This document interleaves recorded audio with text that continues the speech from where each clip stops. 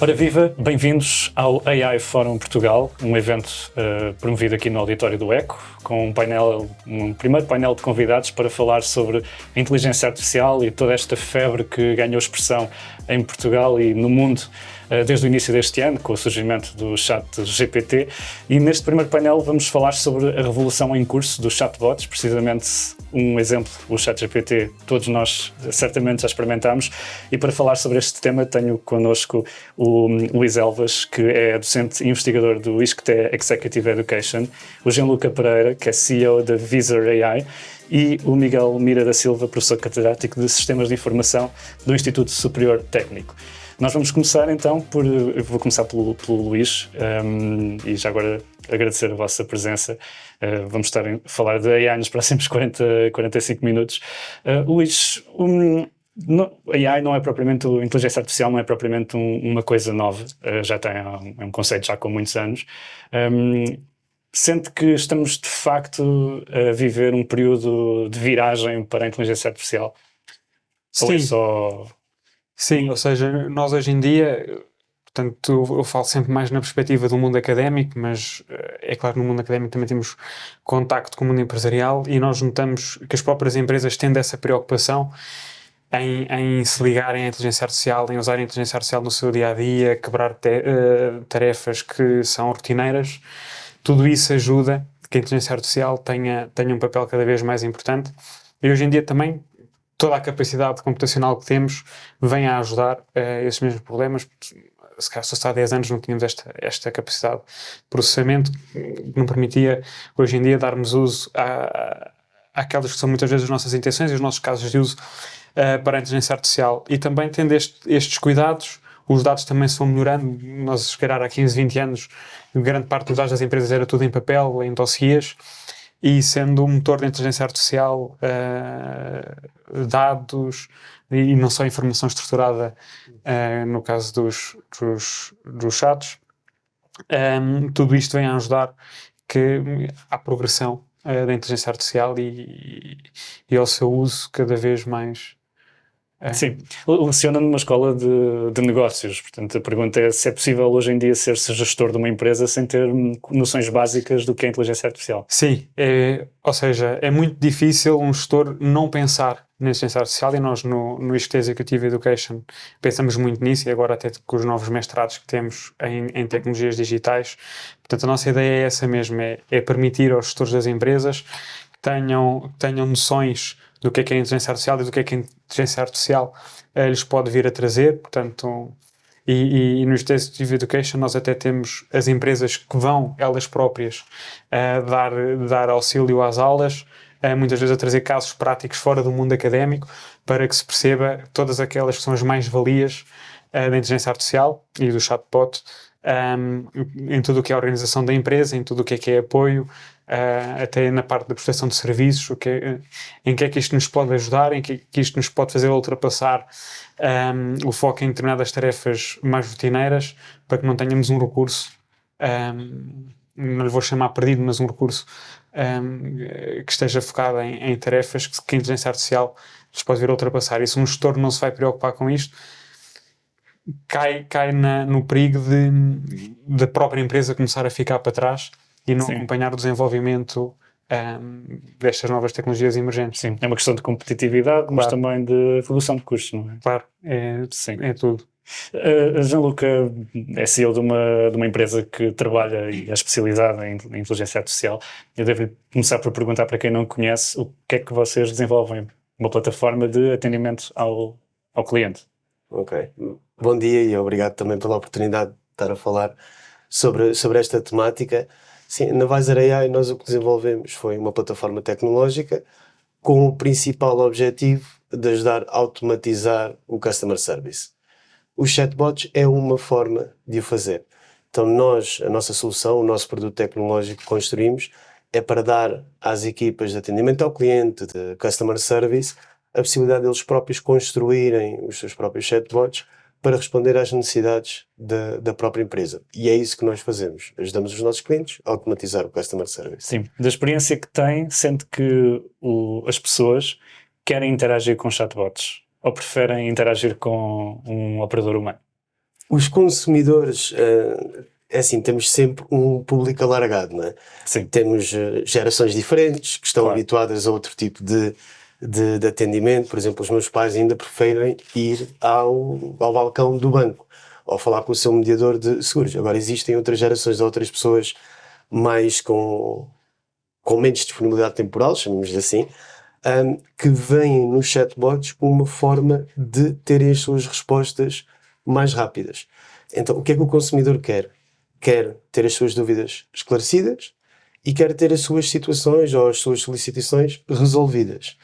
Por telefone, às vezes ter que esperar largos minutos para ser atendido não lhes é tão eficiente, mesmo no on the go. Por e-mail também pode ser feito, mas tendo ali uma plataforma de chat, como nós estamos habituados a utilizar, seja o WhatsApp, seja o Telegram, seja o Facebook Messenger, por exemplo, ter algo que lhe responda ali, então o consumidor vê o chatbot, sim, como uma solução para lhe resolver mais rapidamente a sua questão. Caso não resolva, então aí sim também pode começar a ir aos outros canais e a partir de agora mais alternativos, digamos assim. Eu penso que não é o vosso caso, mas há soluções deste tipo de atendimento ao cliente, por exemplo, por telefone, em que já nos pedem para dizermos o que é que queremos em vez de selecionar a opção. Como é que nós fazemos com que estas ferramentas não sejam mais uma forma de exclusão das pessoas com menos literacia digital? É uma ótima pergunta. Sempre que há este risco. Em relação, só para também complementar aqui, nós também temos soluções sem ser no canal de chat. Ok. Portanto, mesmo na situação do e-mail, a automatização do canal do e-mail, com email bots, com a inteligência artificial, a automatização do canal de voz, como o exemplo que deste. Sim, também então nós é indicada para me responder à questão. Sim. Nesse caso, nós o fazemos. A parte da literacia tecnológica, chamemos-lhe assim, eu penso que estas soluções podem ajudar em alguma temática. Vamos imaginar uma pessoa que não tenha, seja muda, ou mesmo pode ser surda, então não vai recorrer ao canal telefónico para ter a sua dúvida esclarecida. Provavelmente um canal de chat vai-lhe dar essa oportunidade e ficar ali com um histórico de interação. Eu acho que tem mais a ver aqui com a ótica do consumidor, o que é que ele está à espera. Mas para as empresas, o mais importante é estar disponível nos canais onde os consumidores querem estar. Se amanhã toda a gente quiser interações pessoais, então vamos ter que abrir mais balcões e mais postos de atendimento pessoal. Portanto, é um bocado por aí. Exato. Professor Miguel, disse que queria agora dizer o que é que discorda das outras pessoas no início, mas queria lhe perguntar... O ChatGPT começou a ganhar escala, surgiu em novembro de 2022 e começou a ganhar escala agora desde o início deste ano. Sente que houve, e é um bocadinho a pergunta que fiz também ao Luís, sente que houve aqui uma aceleração desta área desde janeiro de 2023? Sim, claro que sim, mas estas tecnologias, como aliás já foi referido, são antiquíssimas, têm dezenas de anos, não é? E portanto não é de agora, não é? Aliás, eu, por exemplo, no mestrado, já foi há muitos anos atrás, aprendi o termo rede neuronal, que é a tecnologia de base desta nova moda da AI generativa. E, portanto, o que aconteceu foi que há um ano atrás, não é, houve uma empresa, a Microsoft, que lançou um protótipo, que as pessoas pensavam que era já o produto final, e então foi este excitamento todo, não é? Claro o protótipo é o ChatGPT? É, o ChatGPT é aquele que toda a gente fala, não é? Sim, sempre que as pessoas interpretam isso como um protótipo, não. Não, claro que não, pensam que aquilo era o produto final, não é? Claro que não é. Agora, a forma de lançar produtos hoje em dia é assim, lança-se o protótipo, até para testar as áreas. Aliás, os políticos fazem o mesmo e também já hoje em dia lançam leis que não vão ser aprovadas só para ver a reação das pessoas. E, portanto, é assim que se faz, testa-se o mercado, não é? E agora é que estão a começar a sair tecnologias, até porque o desenvolvimento tecnológico é brutal, não é? É exponencial, portanto, o novo ChatGPT é 10 vezes melhor e maior e mais tudo, entre aspas, mais inteligente, com muitas aspas, que o anterior, e vai ser 10 vezes no próximo ano e 10 vezes no ano a seguir, portanto, e daqui a 3 ou 4 anos vai ser 1000 vezes ou melhor que aquilo que nós conhecemos há um ano atrás, e aí sim vamos ter tecnologia para fazer coisas realmente fantásticas, mas não deixa de ser uma tecnologia, está bem? É só uma tecnologia. Exato, sim, mas o que eu sinto ao ouvi-lo é que, portanto, nós estamos a falar de uma tecnologia que julgo que talvez todos nós nesta sala já experimentámos e que de facto surpreendeu quando surgiu, pela rapidez das respostas e pela qualidade dos outputs. O que é que poderá ser de um ChatGPT que já não é um protótipo? Pronto, é que vocês, o povo em geral, não é? Apenas testou uma aplicação super específica de um protótipo. Agora multipliquem isso por 1000, não é? Não só 1000 em termos de, entre aspas, com muitas aspas, de inteligência, não é? De capacidade de processamento, de capacidade de informação armazenada, já sem as tais alucinações, não sei o quê. Daqui a 2 ou 3 anos essas coisas provavelmente vão estar todas resolvidas. E agora com muitos outros tipos de aplicações, porque aquilo que a gente vê hoje em dia é apenas uma aplicação muito específica. O campo de aplicações de uma tecnologia destas, aliás, uma família de tecnologias, não é uma tecnologia só, são várias tecnologias, é muitíssimo mais extenso do que simplesmente responder a perguntas sobre a informação que está armazenada. Então eu devo-lhe perguntar o que é que pensou da primeira vez que utilizou o ChatGPT. Pensei, finalmente, não é? Finalmente. Até que enfim, não é? Porque a gente estava à espera disto há 40 anos, não é? Okay. E isto, mais uma vez, isto é apenas um cheirinho que está para vir, não é? O que eu acho que é fantástico é o potencial que estas tecnologias têm nos próximos 2 ou 3 ou 4 anos, à medida que forem sendo assimiladas pelas empresas e pelas pessoas. E espero eu, pelos organismos públicos também, não é? Porque metade da economia é pública, para aumentar brutalmente a produtividade das pessoas, para finalmente voltarmos a ter novamente crescimento económico, coisa que não existe na Europa há mais de 20 anos. Sim, mas nós estamos a falar da revolução dos chatbots, então eu devo-lhe perguntar também o que é que, e para quem não é especialista, o que é que as pessoas devem ter em conta sobre o que é que os chatbots são capazes de fazer e não são capazes de fazer neste momento. Porque há muitos pedidos que são feitos aos chatbots que eles não são capazes de fazer, mas eles fingem que são capazes de fazer. Sim, é assim, esse problema da alucinação que toda a gente fala, não é? Eu acho que vai ser resolvido mais ou menos rápido. Quando inventa respostas. Inventa quer dizer... Inventa factos. A gente, os homens e as mulheres, a humanidade também inventa respostas. Nós também somos mentirosos, não é? Pronto. Portanto, a dizer que o ChatGPT é pior que a humanidade porque nós somos super honestos e ele é mentiroso, não é verdade. O mundo está cheio de criminosos também, de pessoas, não é? Portanto, não é por aí. Agora, eu acho que esse problema vai sendo resolvido com a própria tecnologia e muito rapidamente, estamos a falar de 2 ou 3 anos, provavelmente. Esse problema, se não for completamente eliminado, vai ser drasticamente reduzido. Aliás, a nova versão acho que já é muito melhor a esse respeito do que a nova versão. Pronto. Agora, eu não é tanto o que ele faz neste momento, é o que ele vai fazer e o que vai ser preciso fazer, que aí eu ponho o meu chapéu de sistemas de informação, não é? Não é só a tecnologia não resolve problema absolutamente nenhum, não é? As aplicações dessas tecnologias nas organizações e para as pessoas e nos organismos públicos, mas organizações em geral, desde associações, instituto disto e daquilo e empresas privadas, obviamente é aquilo que faz mexer a economia e criar riqueza. O aumento brutal de produtividade, e para isso acontecer, as pessoas vão ter que ser formadas, vão ter que perder o medo, vão ter que passar a usar estas coisas, e quem usar estas tecnologias vão ter aumentos de produtividade de 2 a 10 vezes ou mais, não é? Pronto. E isso vai reduzir os custos brutalmente nas organizações, aumentar os salários. Pronto, que é o que toda a gente quer. Não vai reduzir empregos.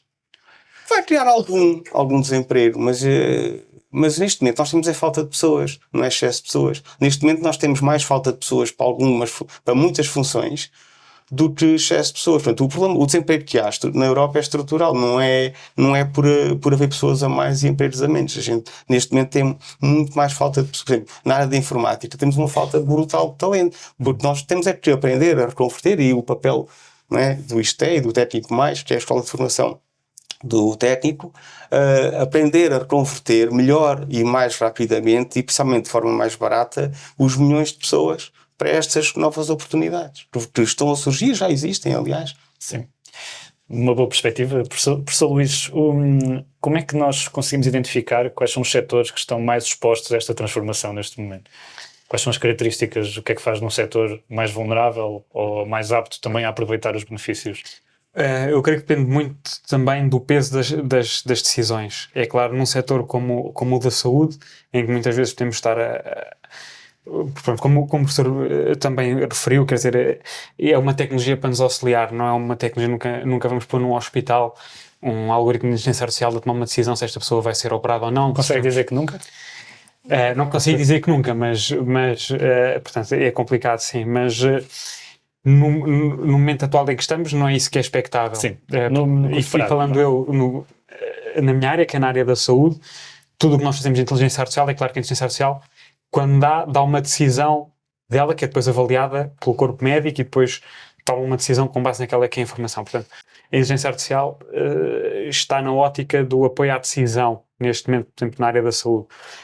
E é claro que a adoção deverá ser tendo em conta qual será o peso da decisão. E depois também temos muitos fatores, porque a inteligência artificial sem dados não funciona, e nós temos áreas em que umas temos mais dados, outras temos menos dados, e numas temos mais dados de qualidade, onde outras se calhar não temos. Há bocado perguntava quando é que o chatbot falha. O chatbot muitas vezes falha quando não tem uma resposta treinada para dar. E aqui é a questão, na questão da saúde, quando o Covid apareceu, ninguém sabia como responder, muito menos a inteligência artificial, que toma decisões com base no que aconteceu no passado. Em áreas mais determinísticas, os resultados serão exponencialmente melhores. Portanto, é isto que eu creio um bocadinho daquilo que será a adoção da inteligência artificial nos vários setores. Portanto, depende sempre do peso da decisão. Quando se toma uma decisão, será validada ou não, por exemplo, quando nós temos a condução autónoma, falamos sempre da questão: tenho um cão à minha frente, tenho um precipício ao meu lado. Para que lado é que eu meio de virar? Portanto, vai sempre depender da decisão, e depois também com o que é que nós estamos a trabalhar. Temos muitos casos no passado, e se temos casos que são determinísticos, ou se temos casos que são muito abertos, como quando surge um Covid-19, em que ninguém sabe para que lado se virar, porque ninguém sabe como é que há de resolver. Sim. Falou a questão dos dados, porque há muitas empresas que de facto não têm dados, há empresas que têm dados e há empresas que, tendo os dados, não os utilizam, não é? Como é que as empresas, o que é que devem ter em conta na hora de desenvolver uma boa estratégia para atacar, entre aspas, a inteligência artificial e os benefícios que ela pode trazer?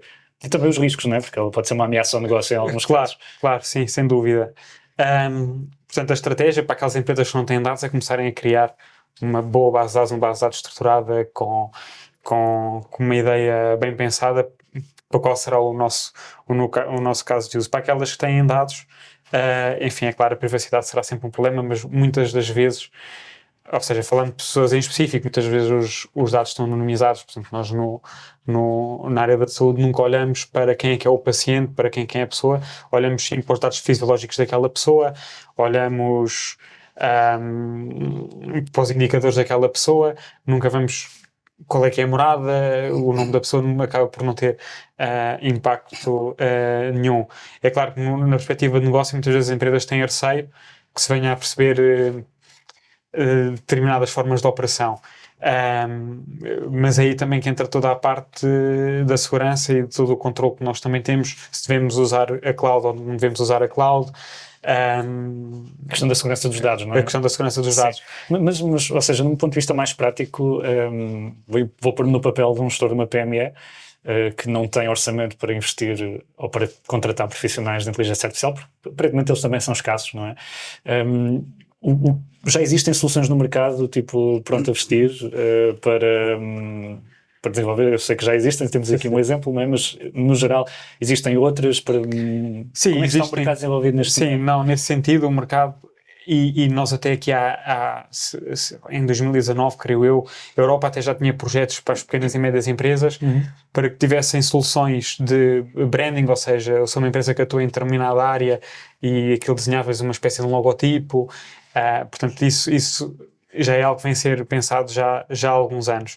Mas a questão, ou seja, uma PME, quando pensa em contratar um recurso de inteligência artificial, tem que pensar se eu tenho os dados ou não tenho os dados para aplicar a inteligência artificial.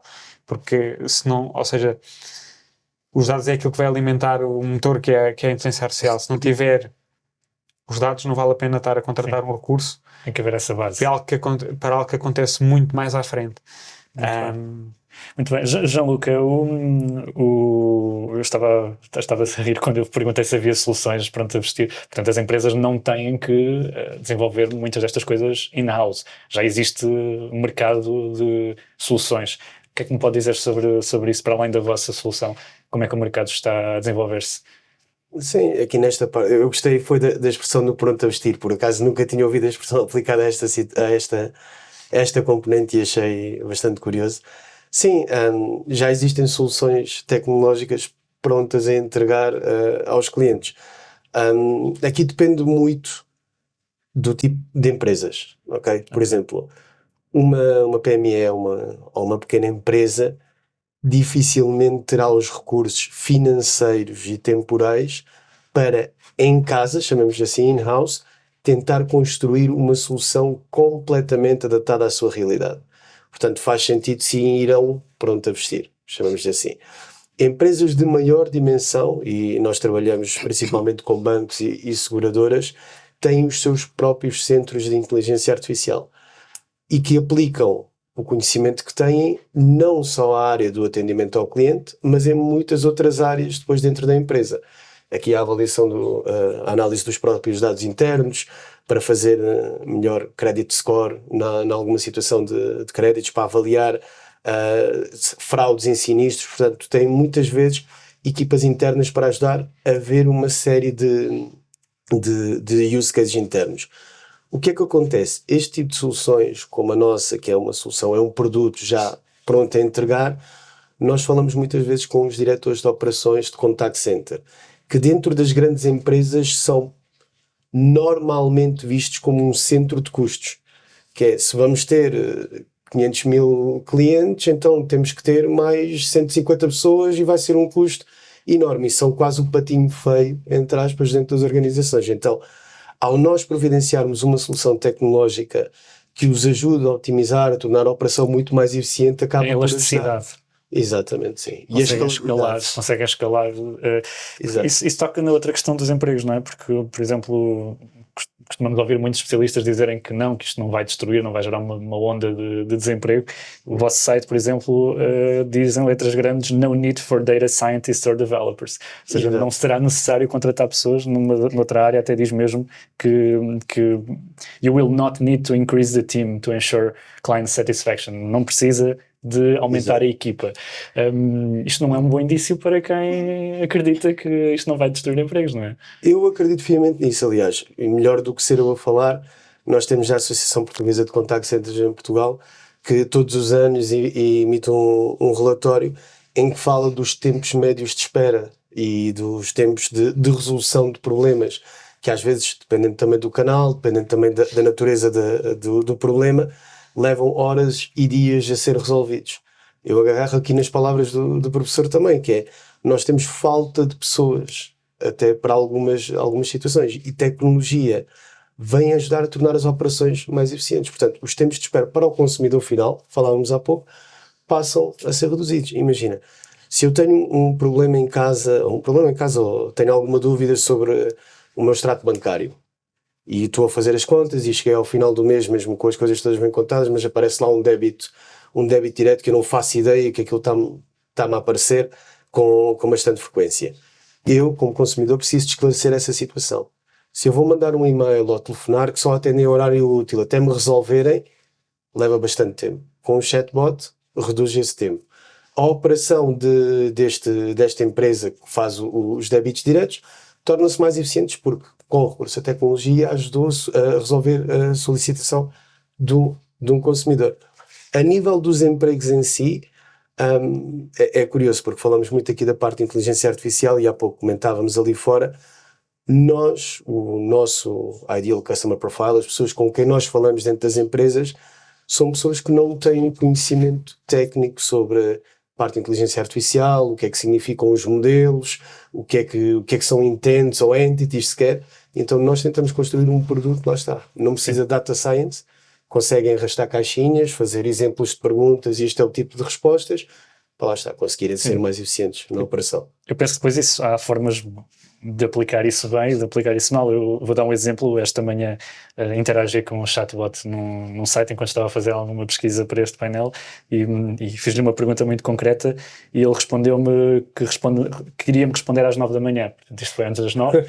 não cola muito com o que está a dizer. Depois ele até me pediu para deixar o e-mail para alguém entrar em contacto comigo. Mas deixa-me só adicionar um ponto. Mas isso, não vou perguntar, não sei qual é, mas de qualquer das formas... Mas não vou dizer. Repara que esse próprio processo já é muito mais eficiente do que propriamente não terem ninguém responsável. Porque o papel de um chatbot, e fala-se muito da inteligência artificial, um chatbot não necessariamente tem que ter tudo inteligência artificial. Ok? As empresas veem muito o chatbot, o canal de chatbot, também para ajudar no self-care. O que é que eu quero dizer com isto? Eu preciso pagar o prémio do seguro do meu carro. Eu não preciso de uma resposta generativa e dizer que, olha, o prémio do seguro é isto e isto. Não, ele pergunta número de contribuinte, matrícula, integração com os serviços da seguradora, autenticação para saber se eu, e está aí a referência multibanco. Portanto, procede ao pagamento. Uma interação com a vossa plataforma seria, por exemplo, eu querer reportar um incidente ou um sinistro e ele pergunta-me o que é que aconteceu, quando é que aconteceu, fotografias do sinistro, seria uma coisa deste género. Por exemplo, sim. Quão diferente é que isto é de um formulário? De um formulário. Temos aqui duas situações, por exemplo. Repare, ótima questão. Uma página web. E quantas empresas não têm estes desafios? Que quando querem colocar um formulário na sua própria página web, estão dependentes então da equipa da IT ou da equipa de marketing que lhes fez o site e temos que fazer isto tudo bonitinho e têm muitas dependências por vezes das equipas do IT para ir mexer no próprio site. Com soluções pronto a vestir, um diretor de operações, um diretor de contact center consegue ir a um back-office, olha, pergunta isto, recolhe isto, envia para o endereço de e-mail X. E conseguem, do dia para a noite, já ter a solução ali, sem dependências. Estou a perceber. Gostou do pronto a vestir, estou a ver. Adorei. Professor Miguel, falou do setor público. Desde o início do ano eu já vi pelo menos 3, terá havido mais se calhar, mas já vi pelo menos 3 anúncios por parte de entidades públicas de incorporação de inteligência artificial e de chatbots. Recordo-me do GPG da Justiça, Guia Prático da Justiça, que é uma espécie de um primo do ChatGPT, e também outro primo do ChatGPT no portal Cidadão, que está a ajudar os cidadãos a fazerem chave móvel digital. Isto ainda são pequenos passos na inteligência artificial. O Estado devia de entrar com mais rapidez, ou esta estratégia de prudência e alguma lentidão face ao que nós vemos no setor privado é apropriada? Prudência não. Esses 3 exemplos mostram que há pelo menos 3 organismos que estão a dar a cara e a tentar fazer coisas. E obviamente são protótipos, não é? Porque quando diz estão a ajudar os cidadãos, eu gostava de saber quantos cidadãos é que eles ajudaram. Porque uma coisa é lançar o site, o portal. Outra coisa é haver pessoas verdadeiras, carne e osso, a usar aquilo e a ser útil. E era também interessante perceber qual é o impacto real, mas partindo do princípio que é um protótipo, até pode não ter impacto quase nenhum, não é? Porque o objetivo destes protótipos, eu chamo de protótipo para simplificar, porque muitas palavras para isto, em inglês, todas bonitas, mas isto vai dar tudo ao mesmo. Pronto.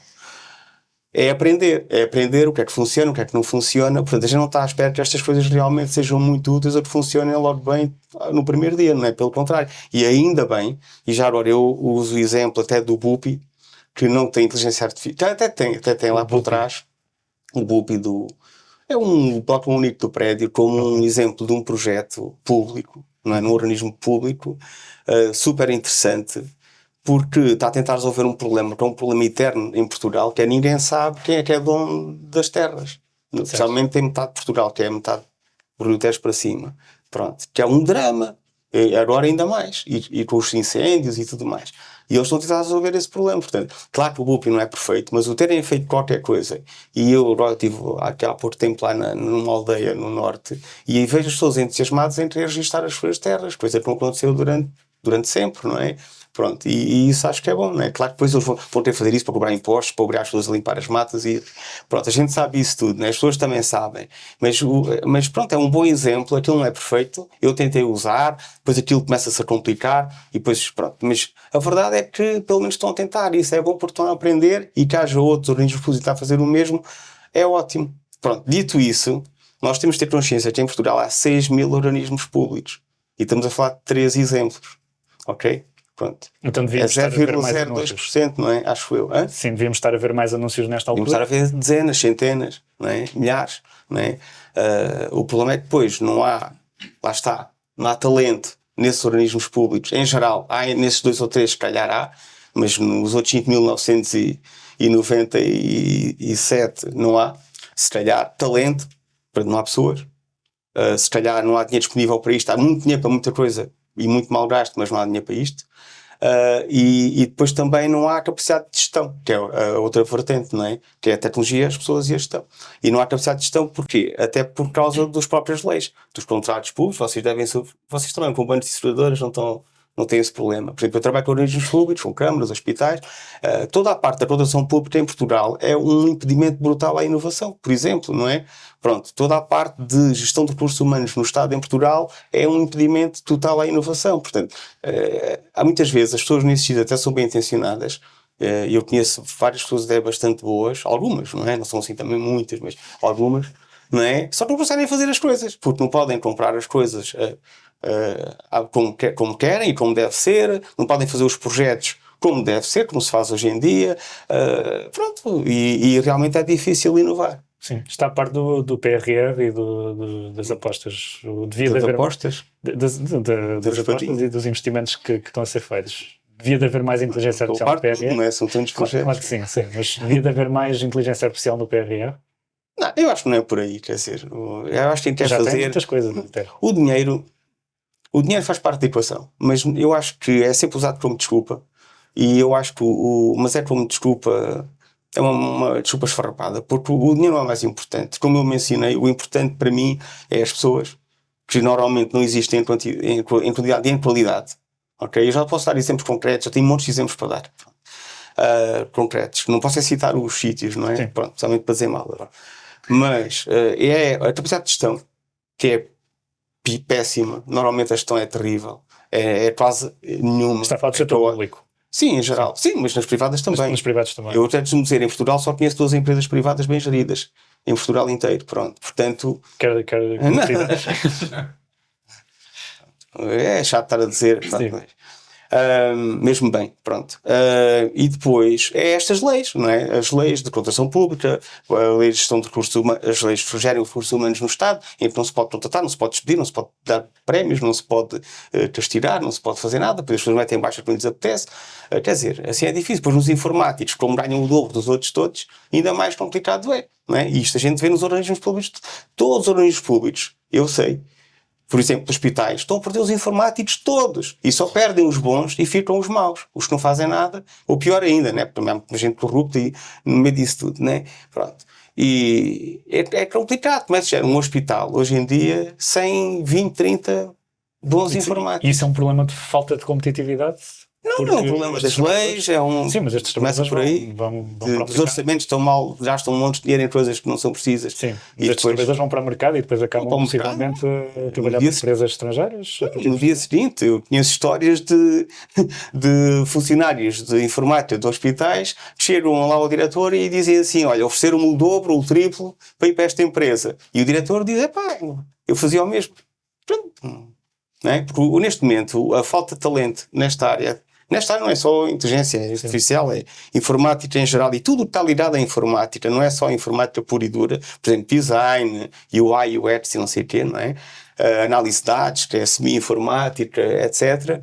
Processos também, melhoria de processos, tudo isso está com uma procura brutal, portanto os ordenados sobem. Depois a procura internacional, mesmo em Portugal, não é? Está muita gente em Portugal de fora a contratar cá e pessoas cá a trabalhar remotamente para fora e depois há os que vão embora, não é? Como os médicos, enfermeiros, e vão também os informáticos para outros países. Na Alemanha ganha-se o dobro ou o triplo do que se ganha cá, que já cá já se ganha muito bem. Pronto, portanto, nós temos um problema gravíssimo a nível de talento, mas volto a dizer, talento é a gestão e a parte financeira em terceiro ou quarto lugar. Para perceber. Professor Luís, há alguma coisa a acrescentar aqui? Nós, entretanto, estamos a entrar na reta final, mas dentro de tudo aquilo que falámos, vemos que há um problema muito grave a nível de escassez de talento. Que papel é que, por exemplo, o ISCTE Executive Education pode ter em colmatar essa falha? Sim, portanto, a completar não tem nada. Portanto, o professor referiu, concordo plenamente na questão do desemprego.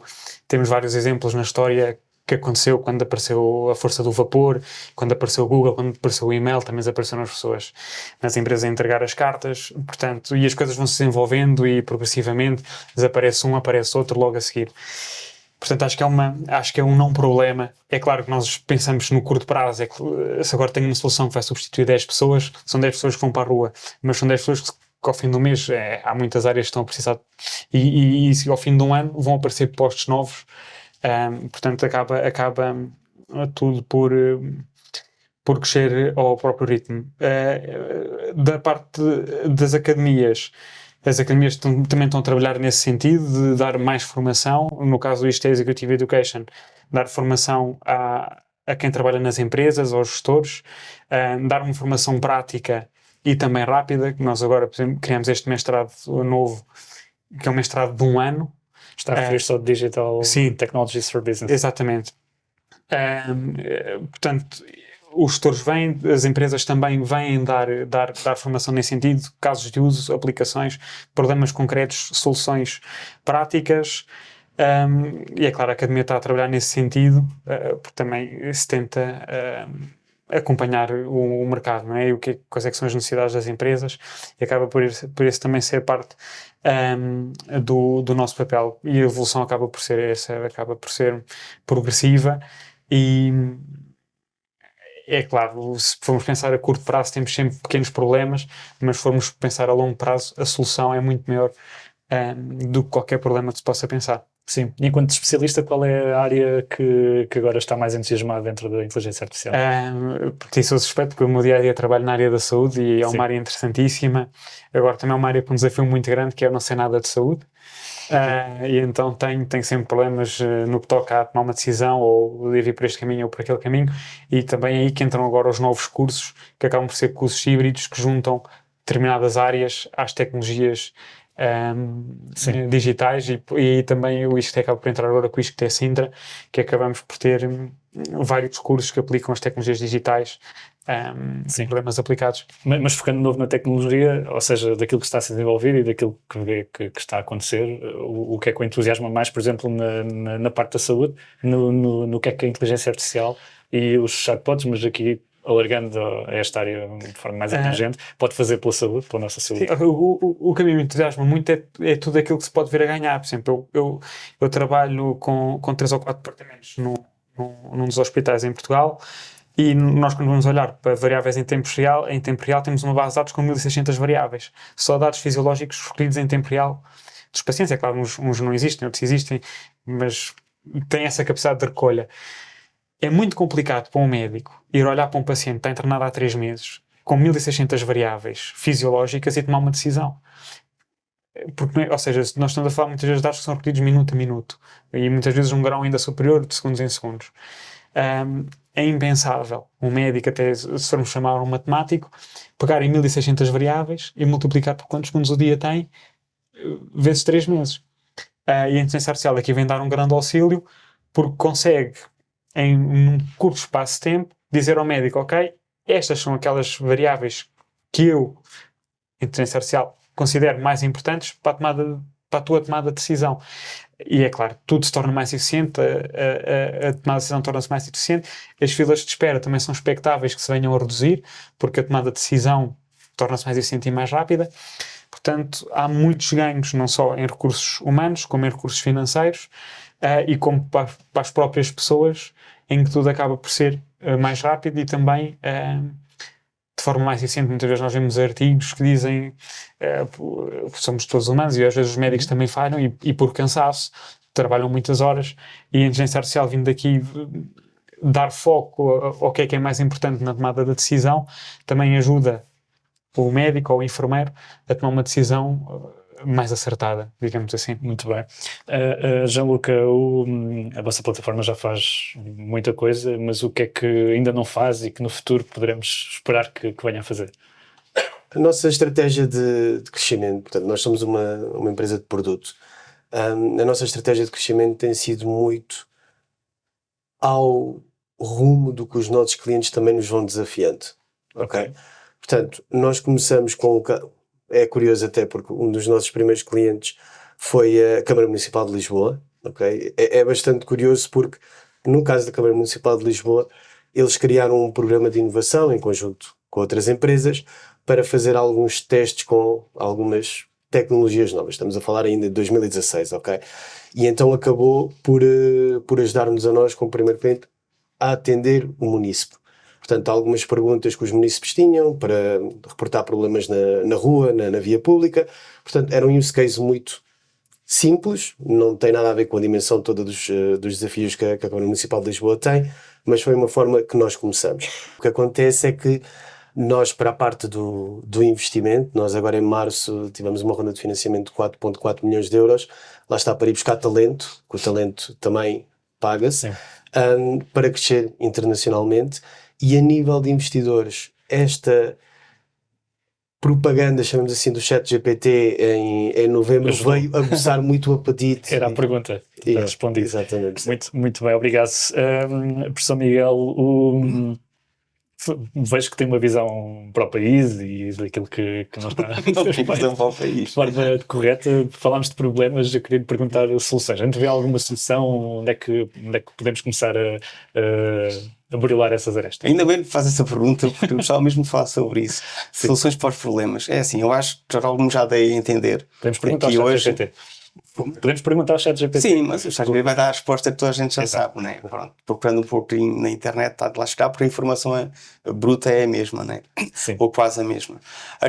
Pronto, eu acho que o grande problema, na minha opinião, é a gestão e as pessoas. Por tecnologia, e eu diria isto há 20, 30 anos, aos pontapés, cada vez vai ser mais e melhor e cada vez vai ser mais barata. Portanto, hoje em dia, por exemplo, o ChatGPT é baratíssimo. E vai ser ainda mais barato, vai ser mais eficiente e vai ser muitíssimo melhor, 100 vezes, 1000 vezes melhor daqui a 2 ou 3 anos. Portanto, isso é um no issue. Quer dizer, ninguém devia estar preocupado com isso. Não é? O que deviam estar preocupados é com a gestão básica, caótica que existe na maior parte das organizações. Okay? Em que as pessoas não sabem sequer gerir listas de tarefas pendentes, que é uma coisa assustadora. Okay? E as pessoas, a qualidade das pessoas. A gente diz, é inteligência artificial, engana-se, mente, não sei o quê. As pessoas não sabem nada de nada. Em Portugal, e não só na Europa, e nos Estados Unidos, no mundo ocidental, como a gente diz, não sei se vocês têm consciência, mais de metade das tarefas não requerem inteligência nenhuma. Zero. Portanto, não é preciso inteligência artificial para substituir essas tarefas. Eu nem estou a falar de pessoas, a sua função completa. É metade de todas as tarefas feitas por pessoas, só metade das pessoas é que trabalham. Okay? Na Europa e nos Estados Unidos. Dessa metade de trabalho, metade do que fazem requer zero inteligência. Portanto, essa metade do trabalho, todo ele pode ser substituído imediatamente com as tecnologias que já existem. E não é porquê? Não tem a ver com as pessoas, não tem a ver com a gestão, tem a ver com a tecnologia. É porque as organizações não querem. E não querem porquê? Porque não há dinamismo económico. Portanto, o meu primeiro desafio era assim, era já, imediatamente, substituir 10, 20, 30, 40, até 50% de todas as tarefas executadas por humanos, por máquinas, robôs, chamem-lhe o que quiserem, para aumentar a produtividade para o dobro. O que teria um efeito imediato de aumentar os salários 10, 20, 30% imediatamente. Depois, ainda não falámos aqui sobre isso hoje, o próprio crescimento económico gera mais emprego.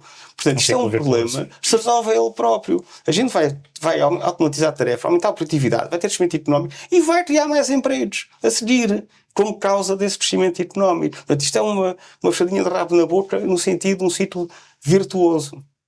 E já agora, só para terminar, como é que eu proponho que se faça isso? Eu acho que o PRR, infelizmente, não vai resolver esse problema, nem pouco mais ou menos. A gente devia ter uma estratégia nacional brutal, assim, global, de formar as pessoas, porque a maior parte das pessoas, eu ando muito em hospitais, em câmaras, em organismos públicos em geral e também em empresas privadas, já agora bancos também, etc. E faço muitos projetos com empresas e noto uma falta de qualidade na formação das pessoas assustadora. Quer dizer, porque a maior parte das pessoas em Portugal, a gente tem que ter consciência, a maior parte das pessoas em Portugal nem sequer tem o 12º ano. A geração mais qualificada de sempre é o pessoal abaixo dos 30 anos. Não é? Pronto. O pessoal acima dos 30 anos é pessimamente qualificado. E depois, mesmo os abaixo de 30 anos, os supostos, entre aspas, qualificados, mais de metade destas pessoas têm cursos completamente inúteis. São cursos podem ser licenciados e mestre em qualquer coisa, mas não sabem nada de útil para as organizações. Portanto, eu acho que há um potencial enorme, gigantesco, para a gente formar as pessoas. Por exemplo, vou dar um exemplo concreto. Eu tenho montanhas de exemplos, infelizmente só tenho tempo para dar um, para terminar. Eu vou lançar agora um MOOC. Um MOOC é um curso online, para 10 mil pessoas. Ok? Para 10 mil. Mas porquê 10? Porquê 100? Porque eu já tenho MOOCs que tiveram 1000 pessoas várias vezes. Não é? Mas agora quero um novo desafio para mim próprio, que é fazer para 10 mil pessoas. Se eu conseguir formar 10 mil pessoas em ChatGPT, não é? A explicar como é que podem tirar partido do ChatGPT pronto a vestir, as is, ok? Que é praticamente gratuito ou mesmo totalmente gratuito. Se eu trouxe informar 10 mil pessoas, tipo, por trimestre, 30, 40 mil por ano, não é? Pronto, é a minha pequena contribuição para ajudar as pessoas a aumentar a sua produtividade. Por exemplo, os advogados, ok? Mais de metade do que se faz na advocacia pode ser totalmente automatizável com o ChatGPT e ninguém fala sobre isso. Os advogados e os escritórios de advogados que começarem a usar o ChatGPT, e eu sei que já há escritórios de advogados interessados nisto, vão duplicar a sua produtividade, vão ter uma vantagem competitiva brutal face aos outros todos. E quem diz advogados? Por exemplo, na saúde. Outro exemplo, só para terminar. Codificação clínica. Alguém sabe o que é? Pronto. Cada vez que uma pessoa sai do hospital, quer tenha lá estado meia hora, 3 horas, 3 dias, ou 1 mês, ou 2 ou 3 meses, o hospital público e privado, todos, os 250 hospitais que está em Portugal, têm que codificar todas as intervenções médicas que foram feitas naquele paciente. Sabem quanto é que isso custa? Em Portugal. Quantas pessoas é que fazem isso em Portugal? Mais de 1000 pessoas. E essas 1000 pessoas têm de ser, por lei, têm de ser médicos. Nós temos mais de 1000 médicos em Portugal a fazer uma coisa que hoje em dia podia ser uma máquina a fazer. Claro que esses 1000 médicos não vão custar nada, damos-te a minha sugestão. Pronto. Mas abrir 1000 médicos vezes 50 mil euros cada um, são 50 Estás a perceber o efeito de escala. milhões de euros. Sim. Que, pronto. Uma mensagem para terminar. É apenas um exemplo. Eu tenho outros deste género. Sim, imagino que sim. Mas, senhores, muito obrigado pelo vosso contributo. Foi então a revolução em curso dos chatbots aqui no AI Forum Portugal, com o Luís Alves, Gianluca Pereira e Miguel Mira da Silva. Muito obrigado por nos acompanhar. Obrigado. Ora viva, bem-vindos ao segundo painel do AI Forum Portugal, uma iniciativa aqui no auditório do ECO. Vamos falar sobre inteligência artificial ao serviço das empresas, com 2 case studies, nomeadamente com a colaboração aqui da Isabel Horta, Head of Customer Intelligence and Data Science da Universo Sonai, e o André Marques, que é Director Data and Advanced Analytics da CIBS. Isabel e André, obrigado por terem aceitado o desafio e por partilharem a vossa experiência connosco. Começo pela Isabel e pergunto-lhe onde é que a inteligência artificial está efetivamente a fazer a diferença na Universo Sonai.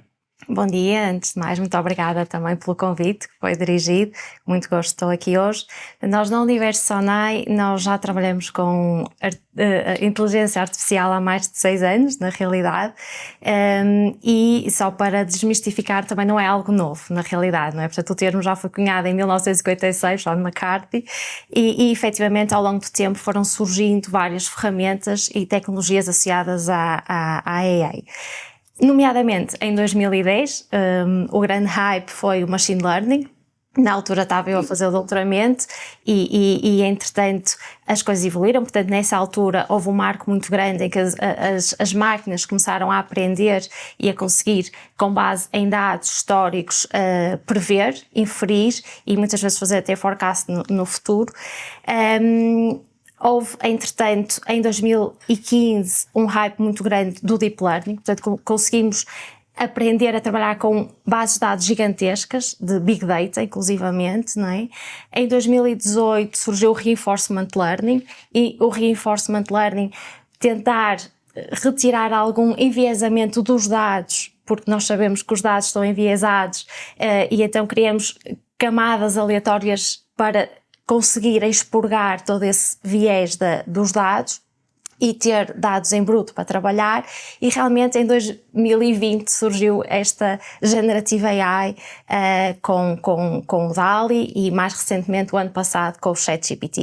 E portanto nós na Universo Sonai fomos acompanhando também a utilização destas diferentes ferramentas, em particular o Machine Learning para nós é essencial hoje, no sentido em que a nossa grande crença é chegar melhor ao cliente, ter uma experiência de cliente o melhor possível, e portanto aqui utilizamos muito estas ferramentas, não é? Quer para personalização de produtos, portanto nós na realidade no dia-a-dia estamos sempre a identificar qual é o melhor produto que devemos oferecer ao cliente de acordo com o seu perfil, e isso faz tudo com base em dados, em sistemas de recomendação que têm por base AI. E além disso, queremos muito também chegar no momento certo. E no momento certo é oferecer o produto no momento certo. Aí também temos que recorrer a um conjunto de algoritmos de AI para identificar sequências de eventos típicas que levam a um cliente a uma determinada subscrição, a uma determinada compra de um produto e, nesse momento, atuar no cliente.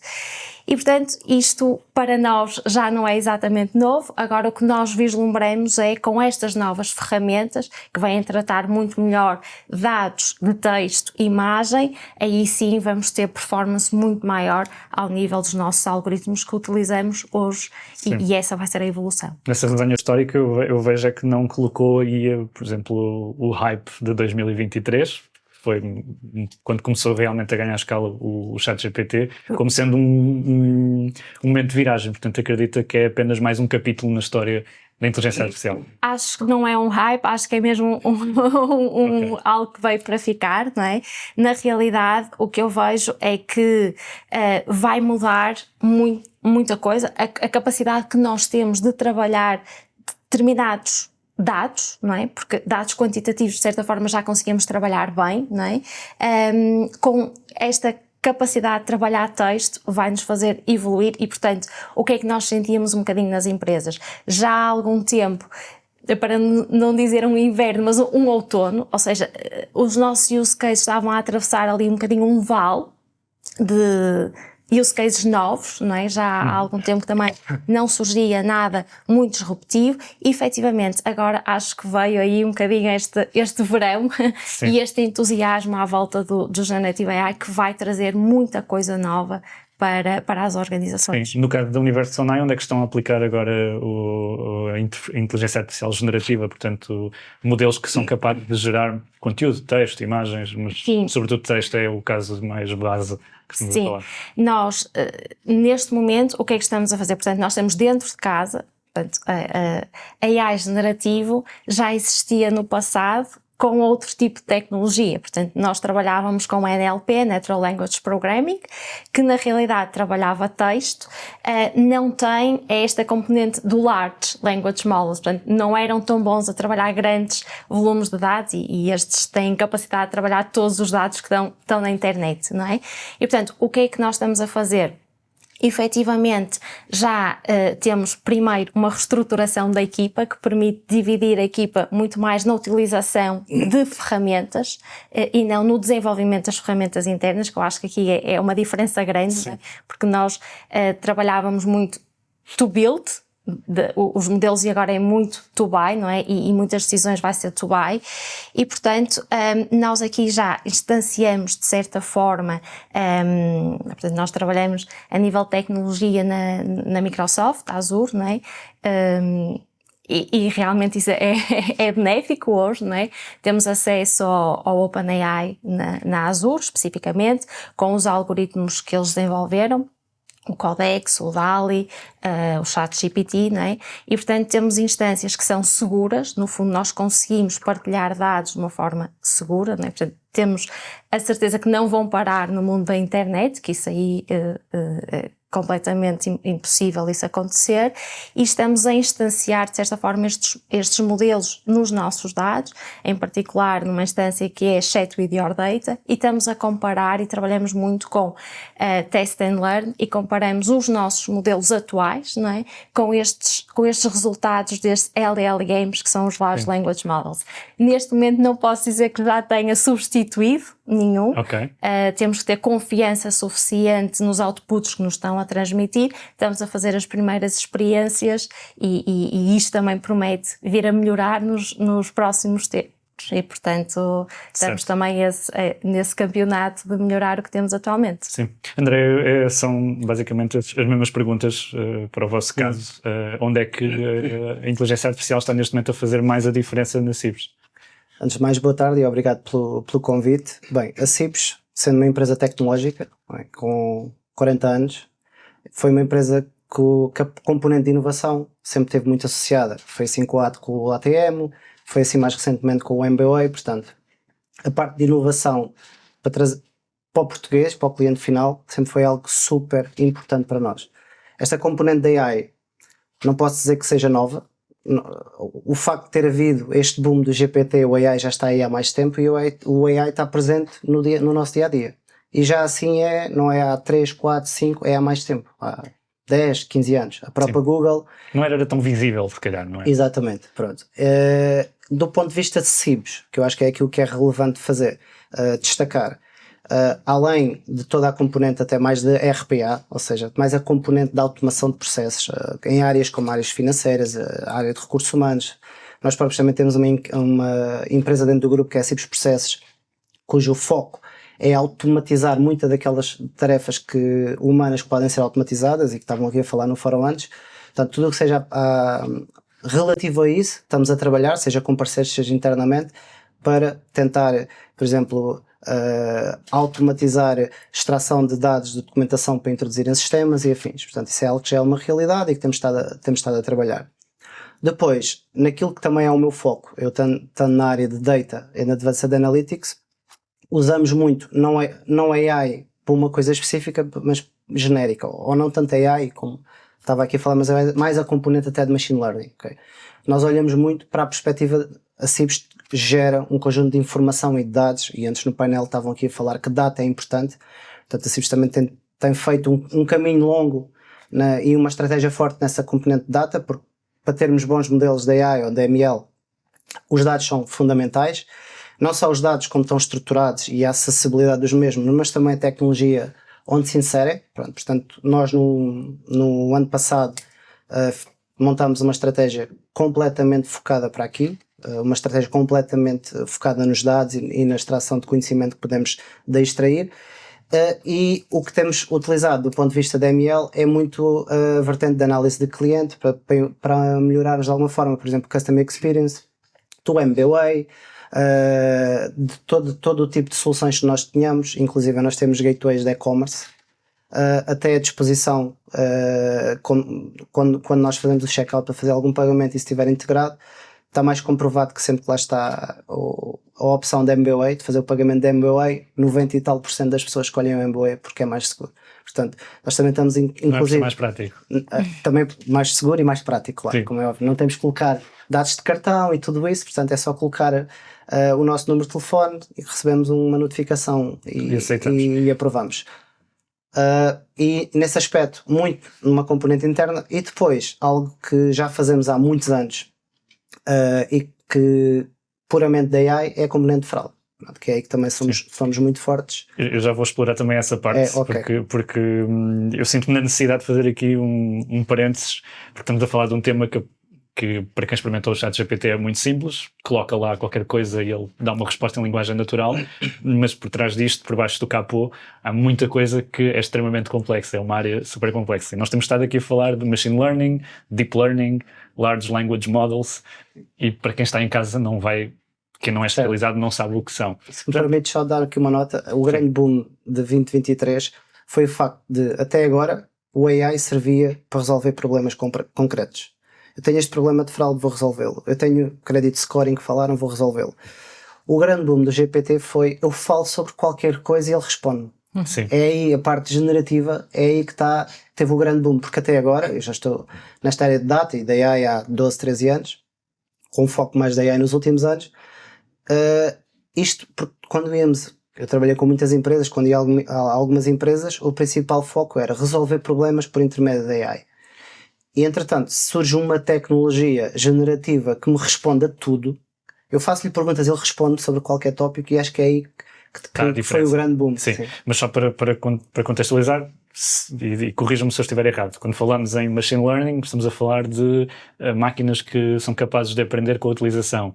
Quando falamos de Deep Learning, estamos a falar de mergulhar nos dados e retirar qualquer coisa. É igual. É a mesma coisa. A única coisa mais dados. é a técnica. Sim. A A técnica muda. Falaram aqui de redes neuronais, portanto, Machine Learning não tem que ser... A grande diferença é que o Deep Learning é um subset do Machine Learning. Okay? O Machine Learning é mais genérico. Já existe há muitos anos. A grande diferença para o Deep Learning é que até agora tínhamos as próprias redes neuronais, por norma tinham uma camada. Sim, o Deep Learning quer dizer que as máquinas vão aprender desses dados, mas conseguem ter várias camadas imitando um Sim, cérebro. quando falamos de redes neuronais, estamos a falar de estruturas que imitam ou tentam imitar ser uma aproximação ao funcionamento do cérebro humano. É isso que estamos a falar? Sim. Exatamente. São vários graus de liberdade Sim. para tratar os dados, exatamente. Sim. E quando falamos de Large Language Models, estamos a falar do que em concreto? Na realidade é uma super rede neuronal, não é? Com uma capacidade gigante de trabalhar todos os dados que nós temos atualmente na internet, não é? Ok. Que nunca tínhamos conseguido chegar lá até então, e portanto precisamos de muito poder computacional para o conseguir fazer, e chegamos lá. Mas em teoria o que está por baixo é uma super rede neuronal, Sim. na realidade. Pronto, e então, penso que ficou já mais claro para todos. Disse-me que agora passaram de uma lógica de to build para uma lógica de to buy. O que é que explotou essa mudança? Estamos a falar de mais maturidade do mercado ao nível das soluções que oferece? É só isso? Ou o quê? Passamos não em todos os use cases, não é? Portanto, o que é que nós efetivamente fizemos mais recentemente? Uma estratégia diferente, porque até então nós tínhamos muita componente de desenvolvimento dentro da própria equipa, não é?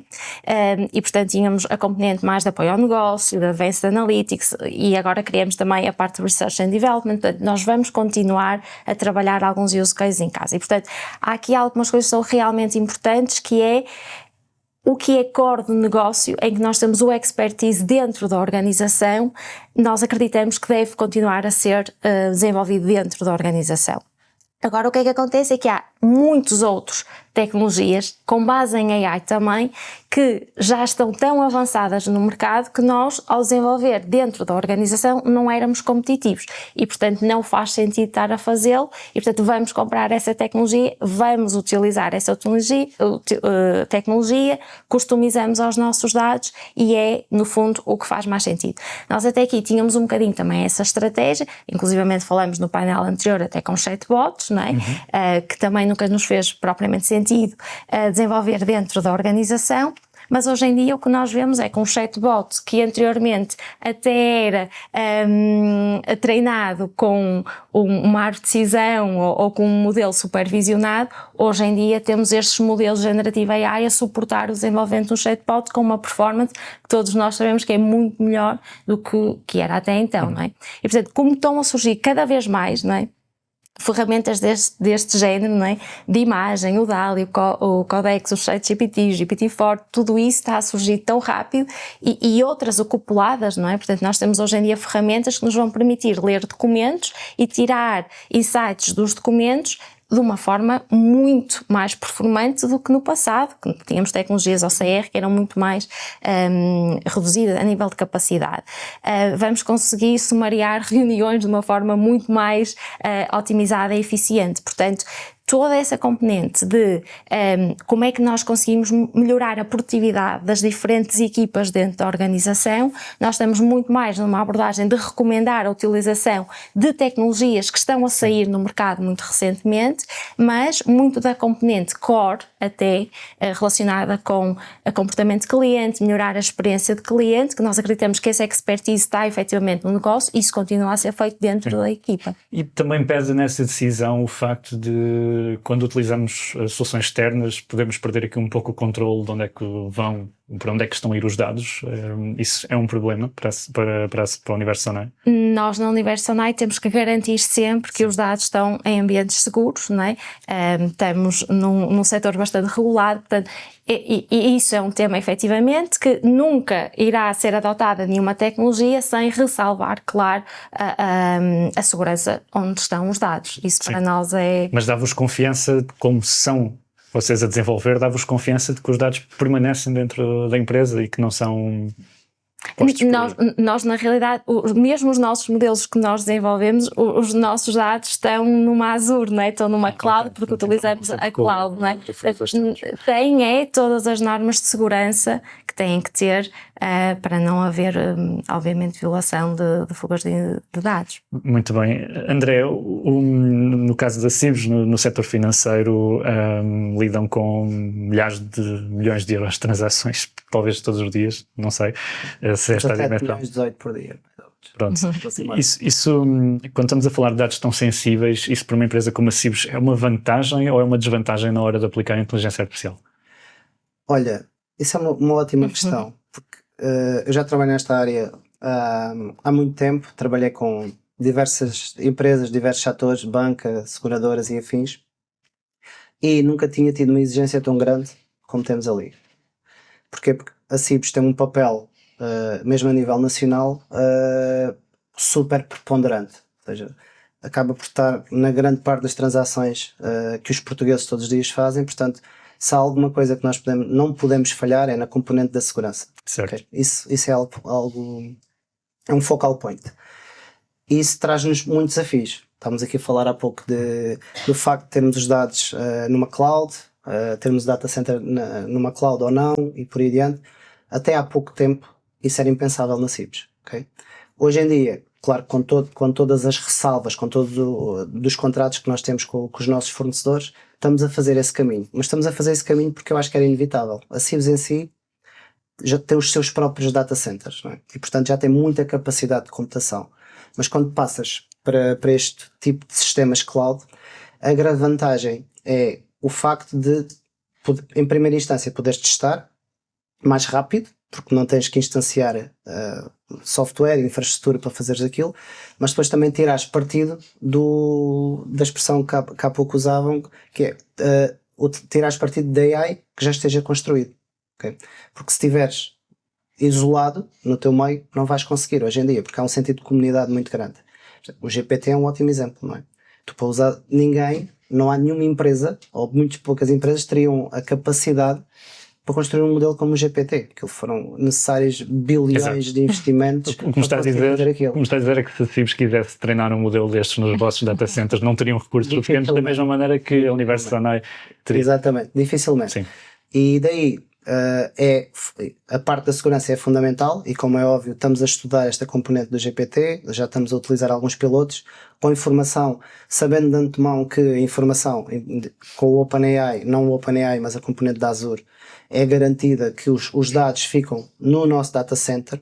Depois tens aqui ainda alguns detalhes, que é a questão das prompts que podem sair ou não. Mas sim, é um facto que é super explorado e qualquer projeto que nós façamos na área dos dados é tudo escrutinado ao pormenor, com o objetivo sempre da segurança, da fiabilidade e da confiança que também damos aos nossos utilizadores do dia a dia. Sim, e eu assim já lhe vou perguntar ainda sobre a questão da prevenção de fraude e como é que a AI pode ajudar aí. Antes disso, Isabel, eu vou insistir aqui porque eu fiquei sem entender exatamente onde é que percebo que desenvolvam tecnologias in-house e que tenham no core do vosso negócio soluções desenvolvidas pela vossa própria empresa. Eu queria lhe perguntar onde é que a inteligência artificial, em que processos, em que partes do negócio é que é mais crítica e que está a trazer mais benefícios para a vossa empresa neste momento? Neste momento é na componente de experiência de cliente. Nós estamos essencialmente a apostar num framework de sistemas de recomendação muito baseado em AI e, portanto, trabalhamos com frameworks de Next Best Action, em que nós aí vamos juntar um conjunto de informação para identificar qual é o produto que devemos oferecer ao cliente, não é? O que é que vai acontecer? Portanto, nós utilizávamos informação que tínhamos em base de dados quantitativos, essencialmente. Agora vamos ter a capacidade de sofisticar muito mais esta componente com outro tipo de dados, de texto, imagens, se tivermos, para conhecer cada vez melhor o nosso cliente.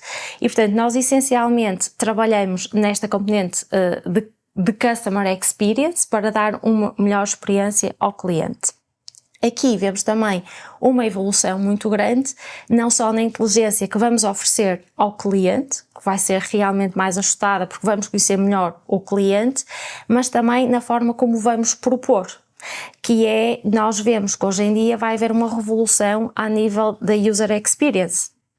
Porque naturalmente Hoje o cliente não vai estar disposto a ir a um site, ter 30 páginas e escolher um produto que se calhar está na 10ª página. Vamos deixar de usar a máquina, vamos passar a falar com a máquina.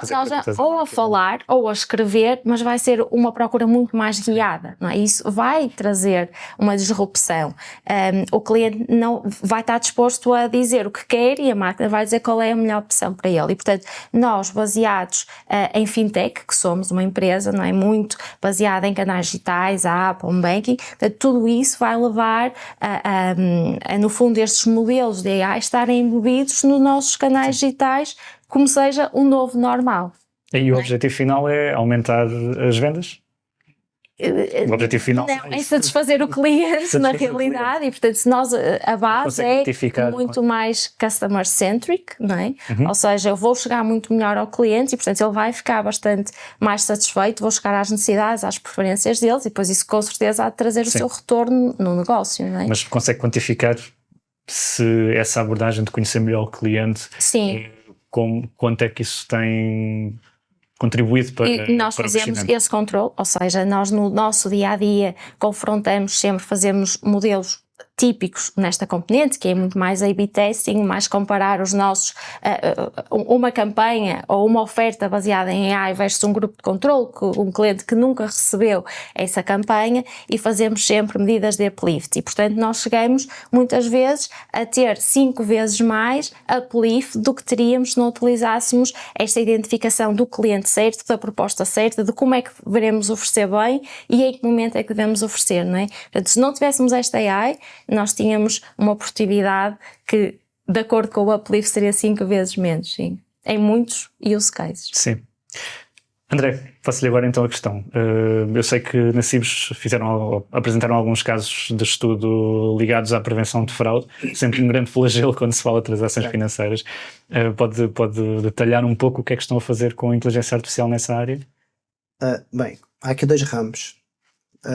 Inteligência artificial e depois um subset Machine Learning, depois um subset Deep Learning, que já aqui falamos. Inteligência artificial acaba por ser um bocadinho de tudo. Sim. Ou seja, quando pensamos em AI, pensamos máquinas a fazer o trabalho de humanos. Sim. E isso a CIB já tem há muitos anos. Tem uma velha piada no meio que é quando tudo o que passa a ser AI ou AI é tudo que o computador não consegue fazer, não é? Exato.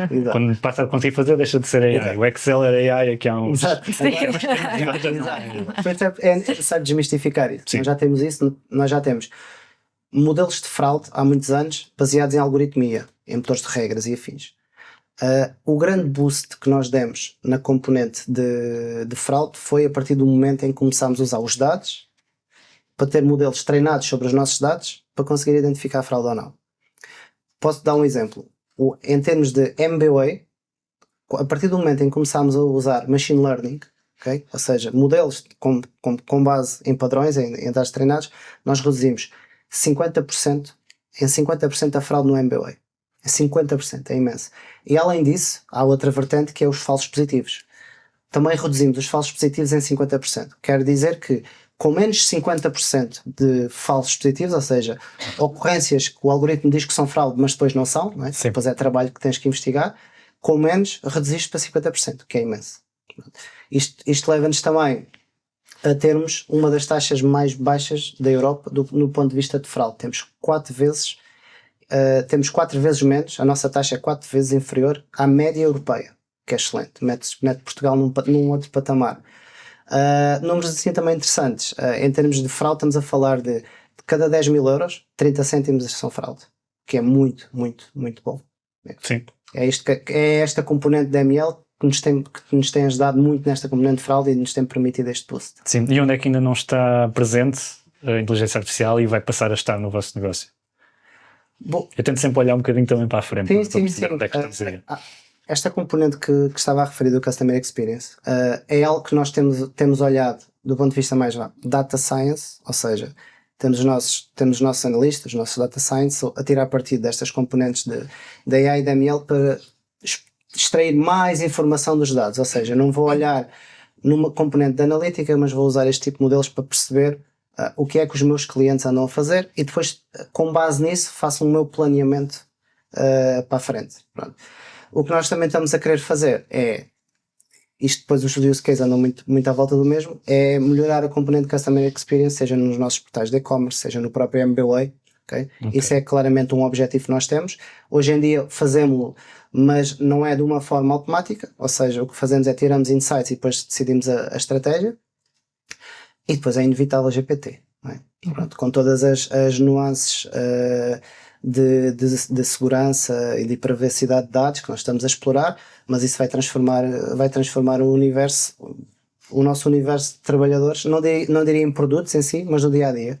Já tenho pessoas minhas a usar o GPT para trabalhar, por exemplo, das minhas equipas.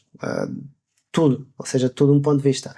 A componente de documentação, estamos a falar de uma empresa que tem muita regulamentação, faz todas as integrações com os nossos vários SPIs são Mastercard, Visa e por aí adiante, integra com todos os bancos, ou seja, nós temos um conjunto enorme de documentação que era tão mais fácil se conseguíssemos perguntar a um chat e ele nos fizesse um resumo. Pronto, aí também estamos a apostar, e é uma aposta nossa e que temos estado a trabalhar. Que são, de certa forma, processos acessórios ao núcleo do negócio, não é? Isabel e André, eu queria, antes de terminarmos, abordar um bocadinho a questão do mercado de trabalho, até porque o ECO tem um meio especializado em trabalho e é sempre importante. No painel anterior falámos da escassez de talento. Antes de ler, Isabel, quantas pessoas é que neste momento no universo Sonai trabalham dedicadas a esta área? Consegue dizer? Sim, a minha equipa somos 12 pessoas, okay. Não estão todas especificamente na componente de AI, Research e Advanced Analytics, tem a componente também de Customer Intelligence, que é um bocadinho mais cliente destes modelos, não é? E nessa área tem 4 pessoas, portanto são 8 mais dedicadas à componente de AI e Advanced Analytics. E sente esta falta de escassez que se falou no painel anterior no mercado de trabalho, de talento? Sim. Esta escassez de talento no mercado de trabalho? Sim, existe muito. Eu aqui posso dizer que tenho uma posição um bocadinho privilegiada porque também dou aulas na faculdade e nas Business School, portanto tenho ali um contacto um bocadinho direto com o talento, portanto aqui acabo por tirar um bocadinho partido disso, mas todos nós sabemos que é uma dificuldade muito grande em Portugal encontrar, principalmente até porque agora nós vemos nestas áreas a possibilidade de trabalhar remotamente, não é? Para fora, com outros salários, com outras condições. Vemos também muitos jovens a querer ir lá para fora para ter experiências e outras condições que nós cá também não oferecemos. Mas há aqui algo que eu acho que é interessante pensar, que nós vamos mudar um bocadinho até as skills que vão ser necessárias, não é? Portanto, se hoje nós já temos falta de talento, não é? Com este novo evoluir de novas skills que vão ser necessárias, isso vai ter que surgir muito rapidamente nas universidades, nas faculdades, dar esta formação que é necessária, porque senão ainda vamos notar mais essa escassez, não é? E acho que é muito interessante levantar aqui o ponto que hoje em dia esta formação já não vai ser para uma comunidade científica como era no passado, não é? Portanto, eu precisava de formar pessoas muito mais técnicas para trabalhar em Data Science ou AI, não é? E essas pessoas hoje vão precisar de novas características, não é? Não vão precisar de saber desenvolver um Large Language Model, porque isso irá estar muito confinado a grandes players, mas vão precisar fazer o seu fine tuning no dia a dia, porque realmente eles vão ter outra capacidade que os nossos modelos hoje em dia supervisionados não têm. E portanto, o que é que acontece é que vamos ter que formar mais em novas skills as pessoas que querem ser mais técnicas, mas vamos ter que formar todas as outras pessoas também, o público em geral, porque nós não, e já falou um bocadinho aqui o André, um bocadinho da componente de Prompt Engineering, todos nós vamos precisar de saber como é que funciona. Todos nós vamos ser um bocadinho de Prompt Engineering. Porque quando se fala no futuro, se vamos... O Prompt Engineering é saber como, ou pelo menos é adaptar o input, portanto aquilo que sucedia da máquina, para melhorar o resultado que se obtém. Sim, e essa capacidade de eu perguntar de uma maneira, ele dar-me uma resposta, mas se calhar se eu perguntar de outra, ele dá-me outra resposta, tudo isso tem que ter um conhecimento subjacente. como é que isto é possível? Porque para um comum isto é muito complicado. Portanto, vão ter que começar a conhecer um bocadinho melhor que modelos é que estão ali e vão começar a ter que trabalhar capacidades muito mais de avaliação crítica dos resultados que a máquina dá. E, portanto, cada vez mais nós vamos ter as pessoas mais a jusante a avaliar a qualidade do output, não é? E isto tem que ser dado formação, porque mesmo ao público em geral, nós não vamos substituir provavelmente um trabalhador. Nós vamos substituir aquele trabalhador que não recorra a esta tecnologia, não é? Porque o que eu estou à procura para as equipas é produtividade, e estas ferramentas vão dar imensa produtividade. Quem não souber é que está realmente num caso complicado. O que me está a dizer é que a AI, a inteligência artificial, não vai não me vai roubar o emprego. Eu posso perder o emprego para alguém que realmente perceba de inteligência artificial. É a minha crença. Básicas.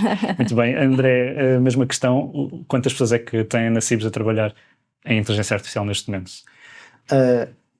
O total não é muito difícil. A minha equipa atualmente vai variando de acordo com os projetos. São entre 25 e 30 pessoas a trabalhar só parte de Data and AI, Data and Advanced Analytics.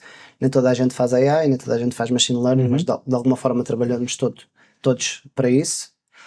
Relativamente à questão do leque de recursos, era a próxima, sim. Pronto, como ouvi, é uma realidade, é difícil, e nós no mercado português temos uma dificuldade acrescida de manter esses recursos, especialmente pelas condições financeiras, porque depois eu acho que há um momento antes Covid e um momento pós-Covid. Um momento antes Covid em que era difícil mantê-las, mas conseguimos mantê-las, porque as pessoas provavelmente teriam que emigrar se quisessem melhorar as suas condições financeiras. Depois há um pós-Covid, que é a partir do momento em que o mercado é global e que vemos que o teletrabalho, o 100% full remote, é algo que funciona. Então tens a partir desse momento tens empresas de fora com maior poderio financeiro que virem captar talento para Portugal. Isso também veio dificultar, e muitas vezes, pelo menos o que eu sinto, para alguém que está a trabalhar nestas áreas já há muitos anos, é que mesmo as pessoas conseguires reter pelo desafio, pelo ADN, pela identificação delas com a empresa, isso também se perdeu um bocadinho com o full remote. O que veio trazer ainda uma dificuldade mais acrescida, que é: eu sou um colaborador, presto serviços, seja a empresa A, B ou C, ou seja, estou aqui, presto esse tipo de serviços. Como é que resolves este tipo de problemas? Não é fácil. Okay. Falámos aqui da reconversão, que reconversão é claramente pronto, se eu estivesse a dar aulas numa universidade também era uma boa solução, portanto, vou pensar nisso, vamos ter que pôr. E pelo menos a estratégia que eu tenho tido é tentar arranjar learning paths para formar as pessoas que chegam, seja pessoas mais júniores ou sejam pessoas que venham de outras áreas de formação e que queiram fazer a reconversão. Isto ajuda porque as pessoas não chegam e começam logo a produzir, ou seja, há um caminho, normalmente dependendo do perfil, mas 1-2 meses, em que as pessoas podem estar ali, estão a aprender conceitos e depois são integradas. Isto me permite-me o quê? Permite-me dar uma visão às pessoas que investimos nelas, que eu acho que é algo que as gerações hoje em dia dão muito valor, e permite-lhes também dizer: ok, estou a ter formação para depois ir para aquele objetivo. Portanto, eu acho que é um bocadinho isso. E talvez alguém que veja estes painéis do AI Forum acabe por ficar motivado e decidir enverdar por uma destas áreas. Isabel, André, muito obrigado pelo vosso contributo. Foi então o painel sobre inteligência artificial ao serviço das empresas, aqui inserido no Fórum AI do ECO, aqui no auditório do ECO. Muito obrigado por nos ter acompanhado. Obrigada.